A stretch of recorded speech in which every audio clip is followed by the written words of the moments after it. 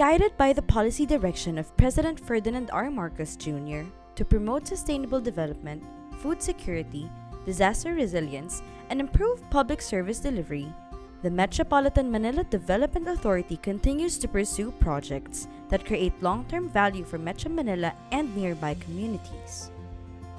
In Sitio Paligawan, Matanda, Barangay Lantic, Carmona, Cavite, a former sanitary landfill is being transformed into the MMDA Carmona development, a renewed and productive site envisioned to serve the greater Metro Manila area.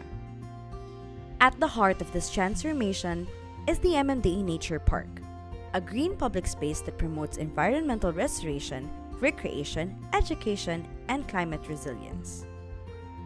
Nagpapasalamat po ako sa Panginoon dahil kung wala itong MMDA, wala kaming trabaho sa ngayon. Nung panahon kasi ng landfill, siyempre hindi natin malilimutan yan. No? Yung amoy, yung langaw, meron din dito. Yun ay isa sa lagi namin naalaala na hindi malimutan. Kung may dumpsite pa, sobrang baho, no? Kakatuwa, malaki naman ang pinagbago, maganda. So dahil dito sa project ni MMDA, marami ang nagbe-benefit, nakakapag-exercise, at the same time may family times kasi nga nakakapag-picnic kami in the afternoon. So malaking tulong din to sa amin bilang nagdadayo dito sa lugar nito kasi sobrang ganda po ng area.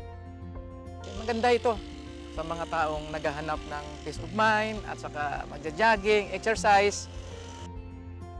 Maraming salamat po, President Bongbong Marcos. At sa MMDA.